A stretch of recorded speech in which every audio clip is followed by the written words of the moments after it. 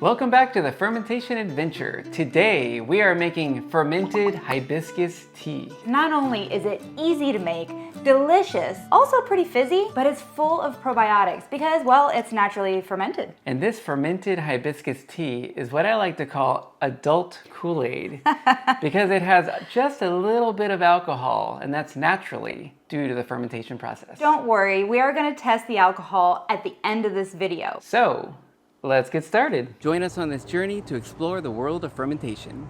If you'd like to learn how to make ferments like these, start now by clicking subscribe and hitting that bell so you don't miss a thing.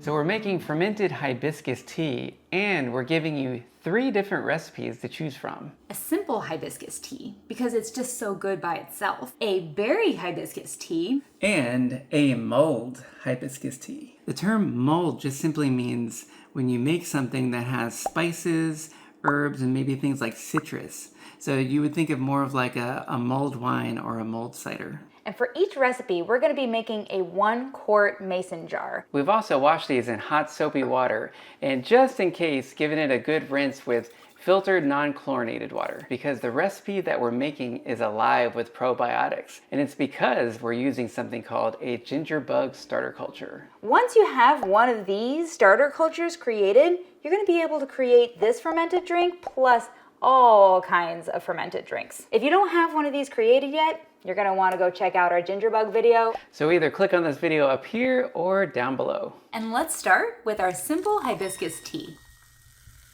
This tea has absolutely no caffeine because all of these beautiful little hibiscus flowers, they have no caffeine at all. And we've been really liking these organic dried hibiscus flowers. Whoa, look at the size of this bag of hibiscus flowers. Well, we found it on Amazon. When it came in the mail, we were kind of surprised.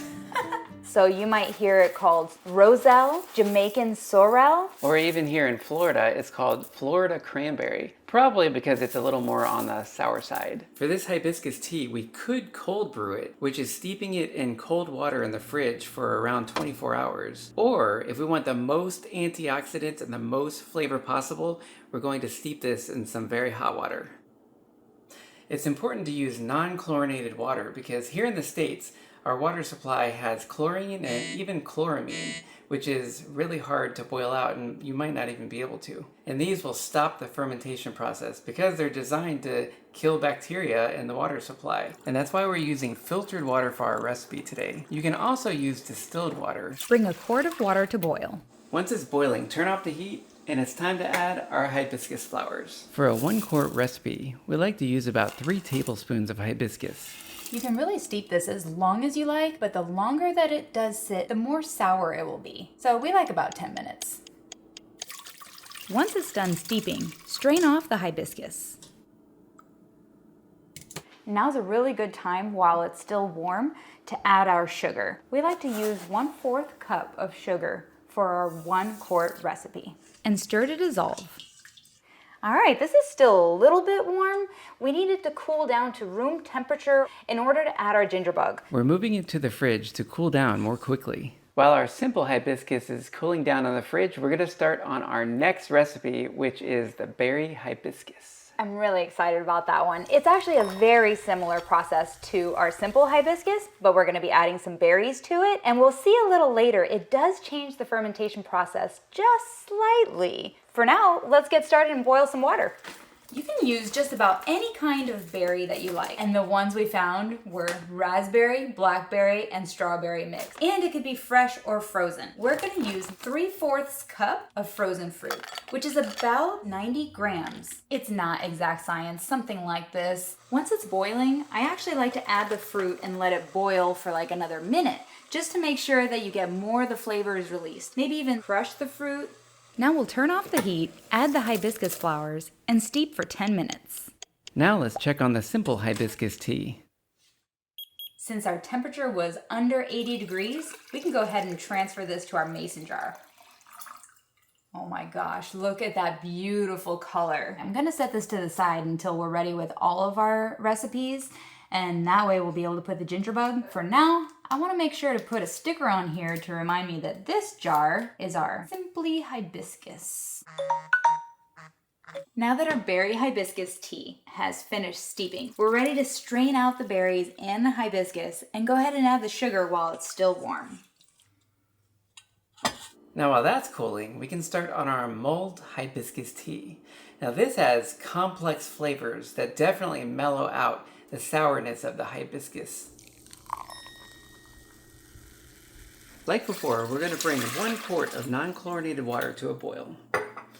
And while we're waiting for that, we're going to go prep our ingredients. And for this recipe, we're going to add some citrus flavors. We're using mandarins today, and these are a little bit small, so we're going to need 2 of them. And we want 2 teaspoons of orange zest.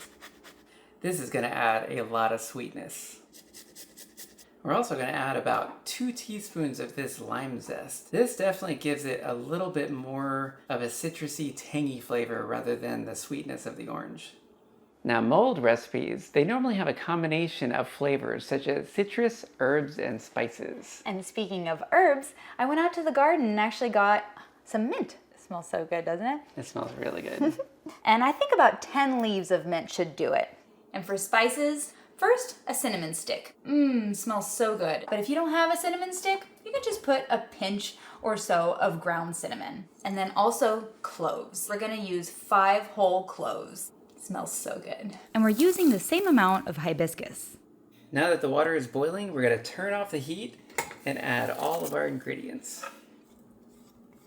Now we got to let that steep for 10 minutes. Now we can check the temperature on our berry hibiscus. Oh yeah, now we can go ahead and put this into our mason jar. This looks beautiful. But you can see we're actually missing quite a bit of liquid because a lot of it boiled off. That's okay, we're gonna add water in a little bit after we add our ginger bug. Oh, and I have a sticker to remember that this is our berry hibiscus. Oh, back to the mulled tea. I'm pretty sure it's almost done steeping. Just strain out all the pieces. Stir in the sugar while the tea is still warm and let it cool before pouring it into the jar.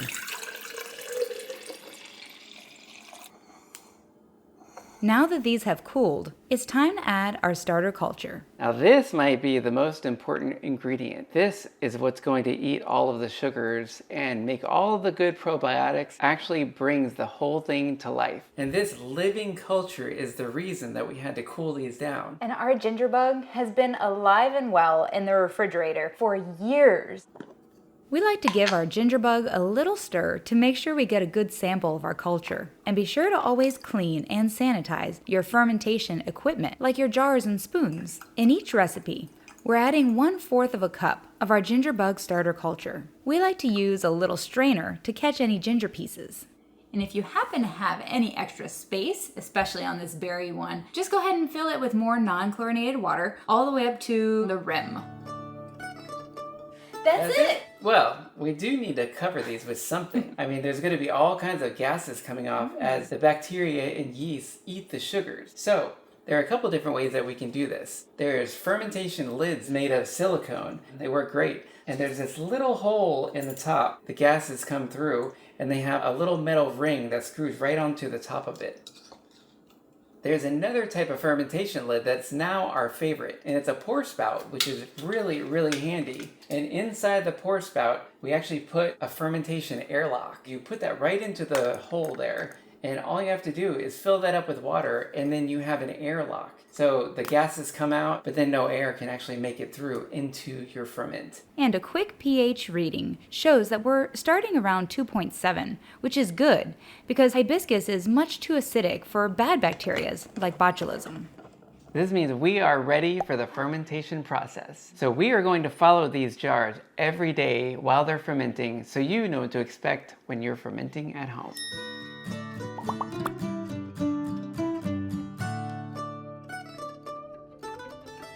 After 24 hours, the simple hibiscus tea is already fermenting, which we can tell by the steady stream of champagne-like bubbles. But the bubbles can be hard to see, so we like to use a flashlight to see them more easily. So you can really do a hot brew or cold brew on this. You might get a difference in color, and we will taste these at the end just to see if there is any difference in flavor between a hot brew and a cold brew. After 2 days, The clarity is a bit more opaque, also a good sign of fermentation. And it's still really active, with lots of bubbles. After 3 days, it looks pretty much the same, but we're ready to check if it's ready to drink. Normally we wouldn't actually take the top off. That's the whole point of this fermentation lid, to do its job and keep the oxygen out. But the top looks as expected, with foamy pockets from the bubbles, and we're ready for a taste test. After 24 hours, the berry hibiscus appears to be even more active than the simple hibiscus, due to the additional sugars in the fruit. On the first day, if you start getting sediment, then most likely it's due to the ingredients that you've added and not fermentation. Later on though, you'll probably start seeing sediment due to fermentation, which will be all of the yeast that start forming a layer on the bottom called lees. After 2 days, it's still very active with bubbles. And now there's an additional white layer of sediment at the bottom, which is the lees, the dead yeast from the fermentation process. We like to leave it in as it adds a bolder, yeastier flavor. Our berry hibiscus is probably ready after 2 days since it fermented quickly. So we'll put it in the fridge until we're ready to taste test it. The cooler temps will really slow down the fermentation process. After 24 hours, there are some bubbles, but it may be fermenting slightly slower due to the citrus in this recipe. But after 2 full days, it's now really active with lots of bubbles. By the 3rd day, it was ready. We are ready to taste these fermented hibiscus teas. And it will be so interesting to see how these flavors have developed during the fermentation process. And be sure to stick around to the end because we're going to measure the alcohol in these fermented teas. So let's start with our simple hibiscus tea. You don't have to give this a stir, but we like to do it just to get all of the flavors kind of uniform. Oh my gosh, look at that. See all the bubbles on here? So beautiful. In a lot of other recipes, we like to move on to the bottling process to carbonate it, but these already taste carbonated enough to us. You ready?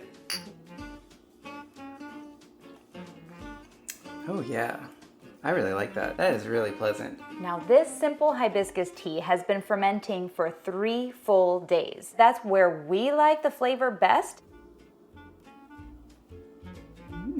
It's like this pleasant surprise of a little bit of sourness, a little fizzy, with that slight yeasty flavor.